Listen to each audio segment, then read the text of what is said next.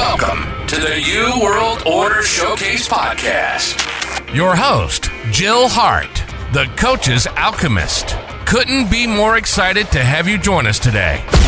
On this podcast, we celebrate the champions of change, the up-and-coming life, health and transformational coaches who are fearlessly stepping forward to make a difference in the world.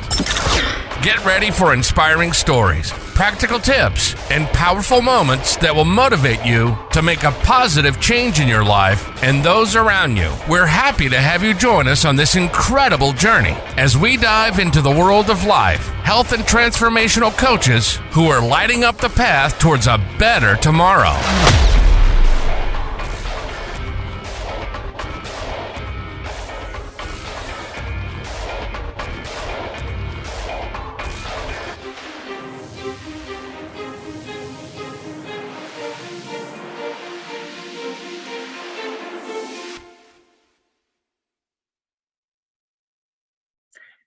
Hi, and welcome to the New World Order Showcase Podcast.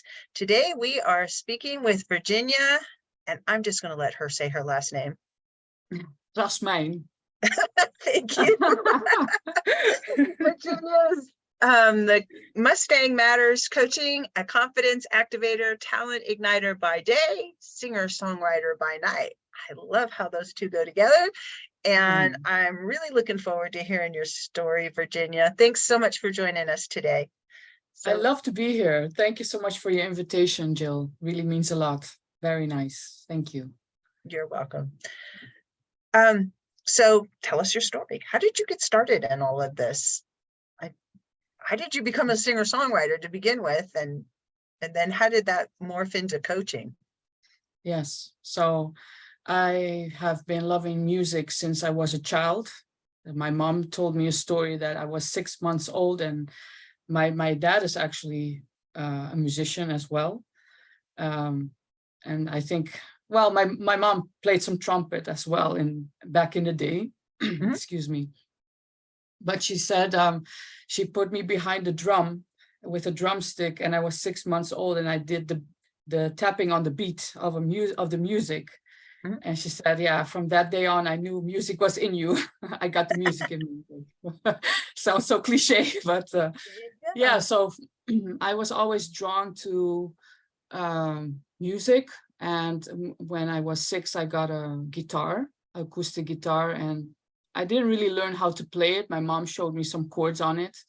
And yeah, my mom and dad were separated at that time already. But yeah, so she taught me some chords, and the first song that she showed me on the guitar was Lying Eyes from the Eagles. I still love that band.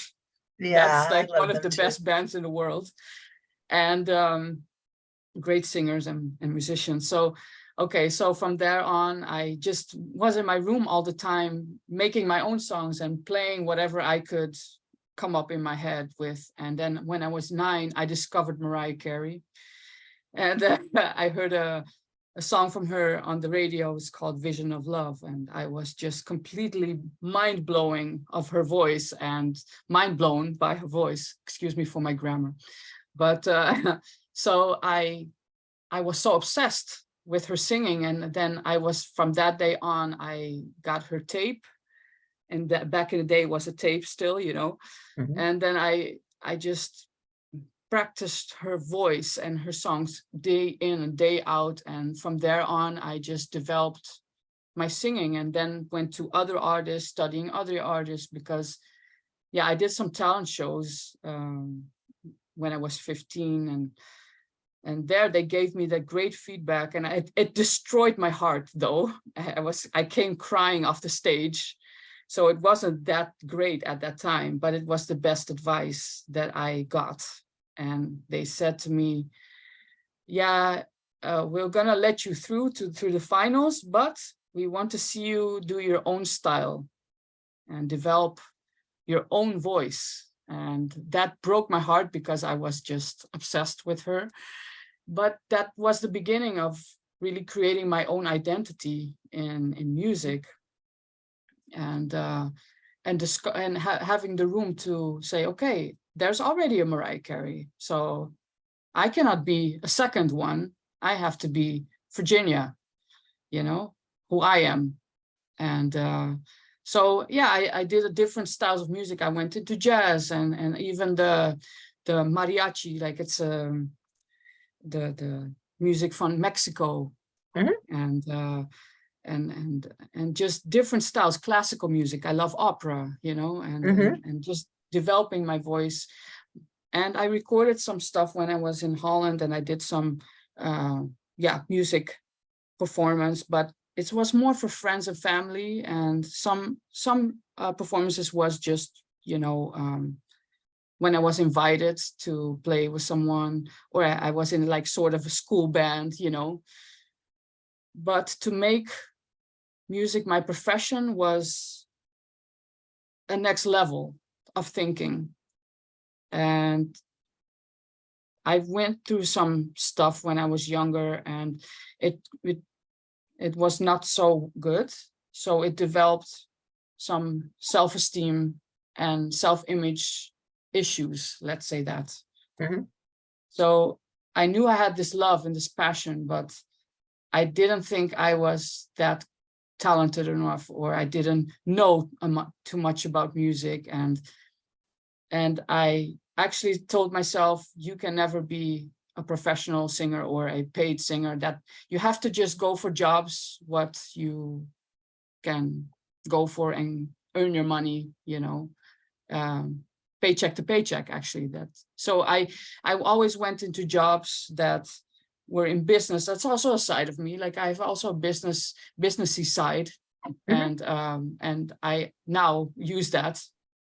But that's not where my heart was. But many people told me, yeah, why don't you go do this or that with music? And I said, no, you first have to do this and you first have to do that. So I put all these limitations on myself because of not enough confidence. And I didn't believe in myself actually at that level. So I kept myself small. And what happened, I went into jobs and I overworked myself also to compensate with that feeling of not worthy enough, or, you know, and then never saying no, and always in jobs saying yes to what every manager wanted, or your colleagues, and you wanted to be the best colleague and please and never disappoint. Mhm. So that got me in a lot of so mental tie, you know, mental and physically. So I went into a depression as well, and I burned out.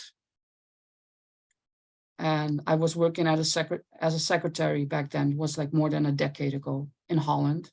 I now live on Aruba.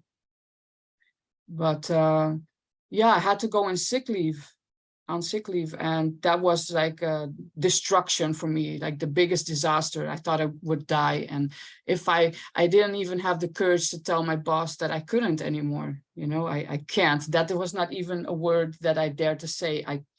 I wanted to be like this superwoman, you know, still proving myself constantly. And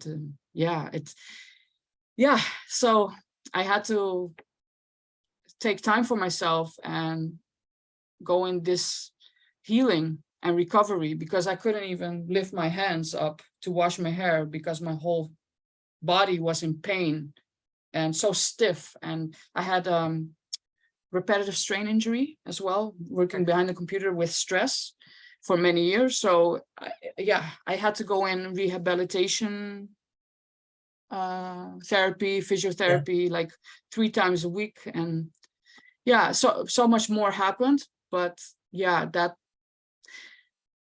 when I was in this healing process, I told myself, you know, after this, I'm going to do a different thing. I'm really going to choose myself now. What do I want? What do I need? I cannot constantly listen to everybody else, what they need and what they want from me. Because I've learned along the way that if you don't say what you need and don't say what you want, they will decide it for you. Yep. They will decide. The people around you, your bosses, your people that you have in your life, even your spouse, family, you know. And I'm a very compassionate and empathetic woman. And that can quickly be abused, and mistaken kindness for weakness, they sometimes say, right?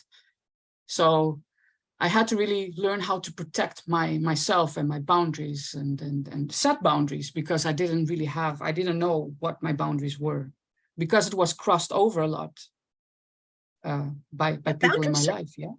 Kind of a big thing. Most people don't Yes. realize how important they are. And it's not just about being mean to somebody because they're pushing your buttons, but it's how you need to be treated in order to have a life that feels good. And yes, exactly. To really intentionally design it. So you have to become aware of yourself and the deepest level, because otherwise you cannot really define what path, what are your values or what do you stand for. You first have to discover that for yourself. So what eventually happened, we moved to Aruba, and I went through a whole self-development phase in the meantime, and also went into therapy. So I had to heal parts of myself to really to really learn how to choose for myself and choose myself. And that's, what I never done before. So I don't know how. And then, from there on, I just, how to say that, built my life up again. We started from scratch. We moved to Aruba, and we went in a small little apartment. And my husband got a job, and then later on I got a job, and I was still working I did some work that I like to do again, but not really choosing yet what I love to do, and that was music. But at some point I was really studying how to become more successful, and with books and courses, and the word success, I really typed that in literally in Google, how to become successful, because I now healed myself. And then what? I want ambition. I was very ambitious. So I wanted now to accomplish my goals and my dreams now, what I wanted as a child, Mm-hmm. And now it's my time, that kind of motivation. Yeah. So I learned how to make a vision board at some point, 2014.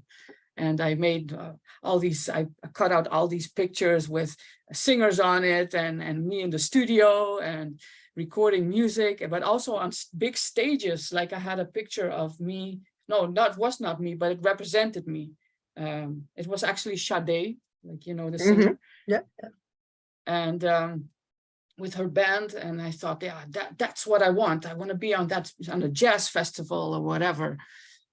And then in 2016, I was discovered as a singer in Aruba.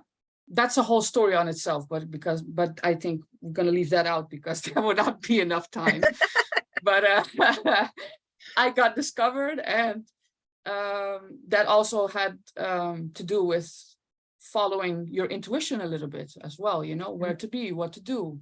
So I learned all these little tactics, how to put myself out there. And then eventually I was on a stage, and I worked with, I was asked to perform different places here on Aruba, in hotels and restaurants, but also private functions, private events like weddings and corporate events. When people from the United States come here in big hotels, they have their corporate events, and I perform with them, with the band for them as well, those kind of things.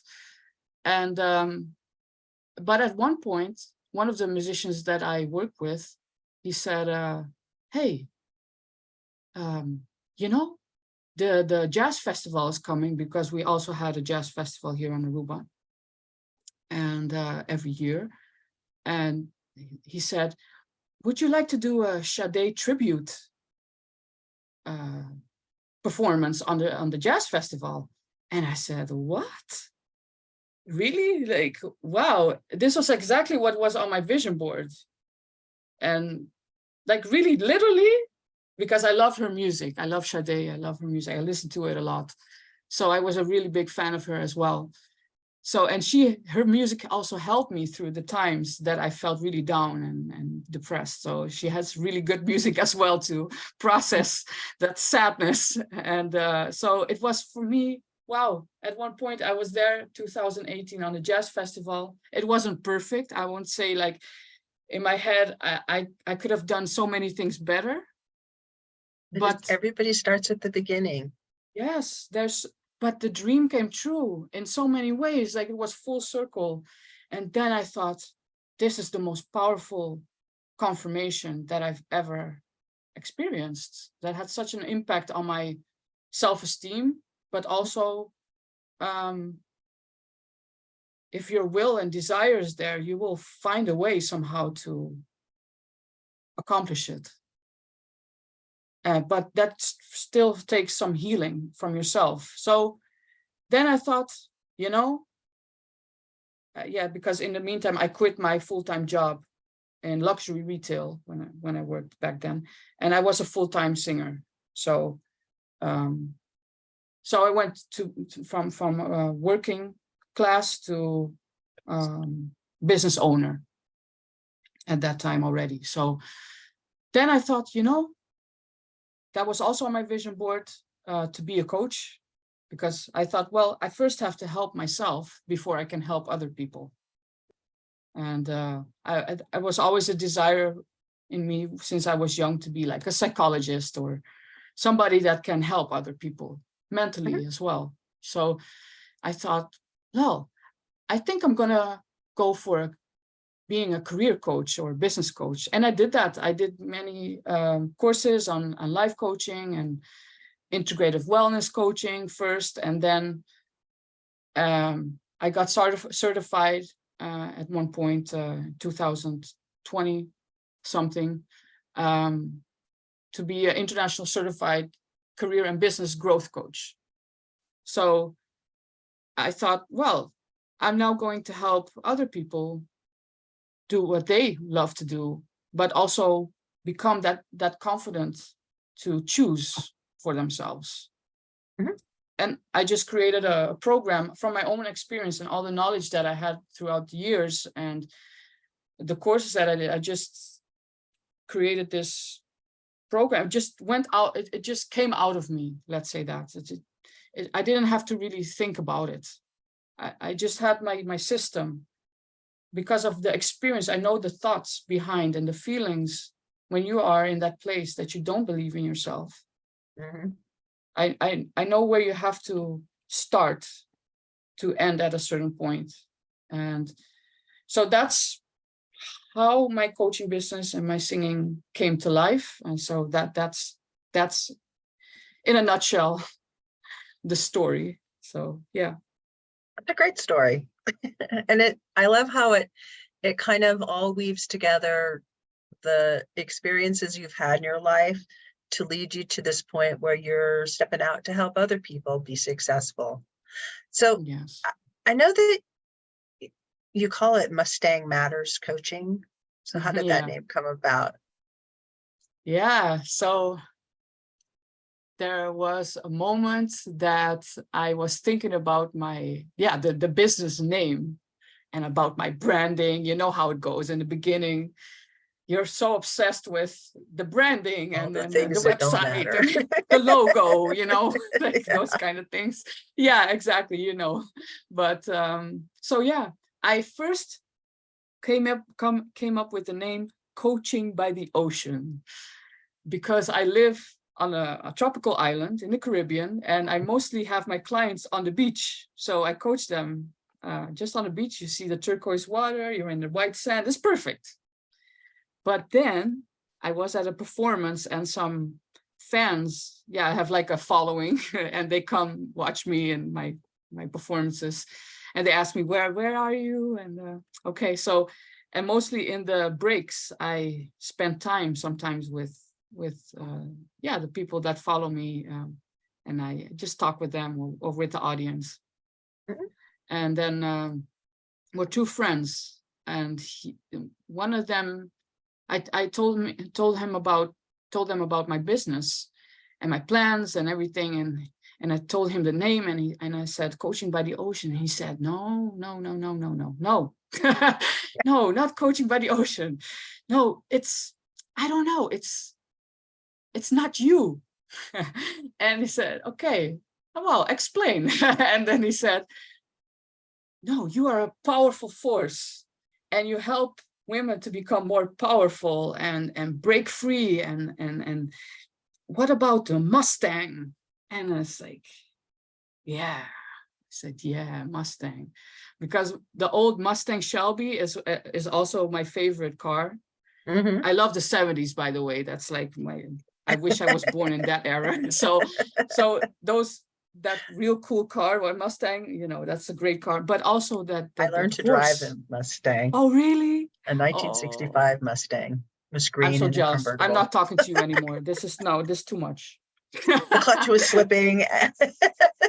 Oh my goodness. Wow. My dad was teaching me to drive. I have vivid memory. Oh my goodness. Wow. And that sound of that engine is just so powerful. Mm-hmm. And yeah, so I sat in one once and I was just blown away. So I can imagine it was a very cool thing for you as well. It was our family car. Oh, what? I was like, whatever. Whatever. Everyday thing. So, okay. So, yeah. And the horse, the Mustang, is about a wild horse. It's a temperament, has temperament, but it's still a social, horse, and loves the social interaction with other horses, but still, yeah. So, and he said, Mustang Matters. And I said, yeah, but it already existed like as a school, but then I had to put coaching on it, so it's not like the most original name maybe, but it really defines what I do. And I help women to break free, the Mustang in them, because I had to do that myself. Because I'm a fierce lady. I have like some softness, but I'm also very determined and spicy. So yeah. I also attract that type of women that have like this personality, but also the women that want to be more fierce in life and choose and give themselves permission to choose what they want to do. So I had a client in the beginning. She felt very down, and she came to me. It was a referral from another client, and I had a conversation with her at first, and she said, I don't know who I am.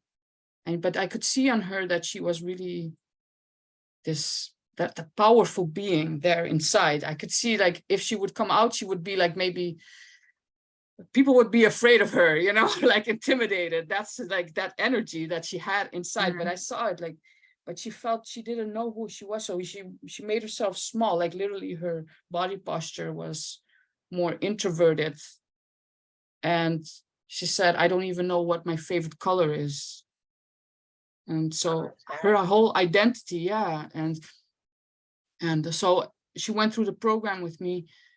It's more about, finding the right career and whatever, but it's also about, getting that you out of yourself. Like, I don't know how to really explain it, but get the you out of you. Finding your purpose. It's really, everybody has a mission that they come here to do, and a lot of times we're just like, we push it down, and do what we have to do to get by. But at some point, that part of us that's just like, this is who I am, and this is what I was meant to do, needs to come out, because otherwise, what's the purpose of life? Yeah, exactly. So I think in a couple of weeks in the program, she totally lit up. Like, she was feeling happy again. She said, I never felt this way before. And she said, I feel happy and grateful. And she decided to she got some job offers because she was unemployed at that time. Mm-hmm. And she had 2 kids. And she didn't believe in anything that she had, but she got a couple of job offers and in marketing, and she got a great position. And at one point I saw a picture of her standing on a stage on social media, standing on a stage doing a speech for the company that she worked for, and she stood very proud. And later on she opened her own business together with her sister, and she said, I painted the whole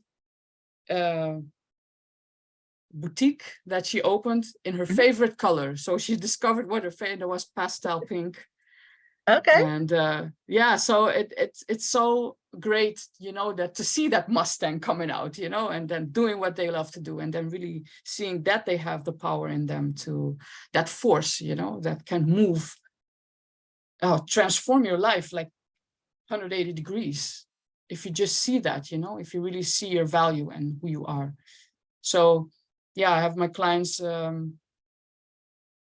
triple the amount of their businesses because they see their unique edge and feeling, yes, I can do this, and I see now where my value lies and what's so unique on myself. And so I also have some workshops that do talent discovery and so much more things. So that's, yeah. So Virginia, do you work one-on-one with your clients, or do you have like a coaching program? Yeah, so I have a 3-month coaching program, one-on-one private coaching. And yeah, they go through a whole process of self-discovery, but also the assertiveness comes there, learning to be more assertive. So how to create your boundaries and really discover and speak up for yourself, discover who you are, but learn out how to come forward and show yourself in the world. That's not only in a job or business, everyday life. Yeah, with the family, with their relationships, and then you can see that they create more energy for themselves, because sometimes they're so busy, they think they have to be busy because they let other people rule their life and decide for them. So what we come back now full circle, and then they learn how to balance, and then they say, okay, well, I do have a lot of value, you know, and then I go through when they want to go for another job, let's say that, and it's a whole career discovery thing as well, or a business discovery if they want to create their own business. How to set their prices, negotiate for their salary, the working times, all those things I go through with them. Money mindset stuff, and how to feel good with that as well, because that can also be an uncomfortable thing. And if you have a business, how to get more clients, for instance. And then, yeah, but mostly I see my clients, they come in with, I want a different career, I want another job, or I want to change my business. So that happens as well. They get into better jobs or the things that they love to do, or change their business in a way, or pivot it in a way that they want.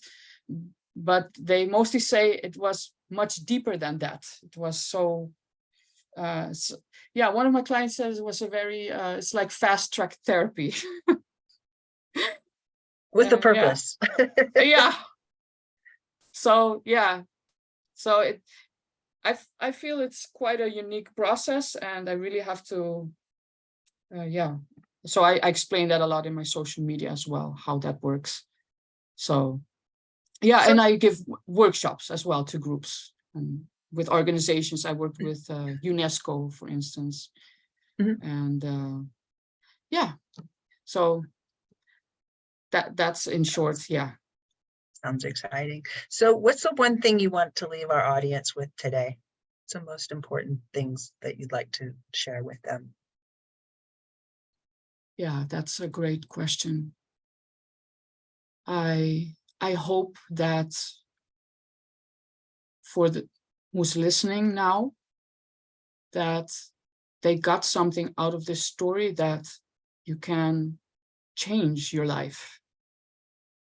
Because I came from not so good beginnings. I think a lot of people do, and you can think that you are not capable and you don't have it in you. But I would say take a chance on yourself and find ways for yourself, like journaling and studying other people's success paths, and to see if they can do it, I can do it too.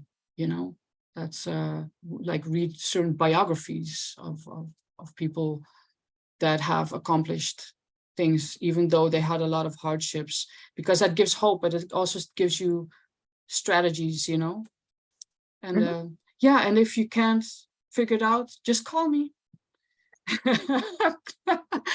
So that brings us back to, how do people get in touch with you? Send me a message. So I have my website, mustangmatterscoach.com, and I have a link there. It says book your consultation or discovery call, and then you can book a call with me, and we'll go through it's through it, if to see if you're interested and why you would love to do this, and then we'll see if what we can do together. And but also I'm on social media. I have a private free Facebook group. It's called the Women's Confidence Activator. Love that name. It's still a small group though. It's so it's nice because it's personal, and they can join. So those are ways to get in contact with me.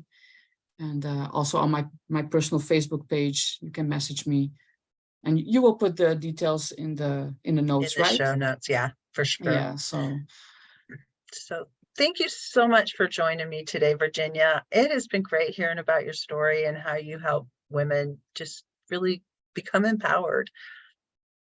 Thank you, Jill. Thank you. And questions for you as well, but maybe after this then. Thank you so much for tuning in to another empowering episode of the You World Order Showcase podcast.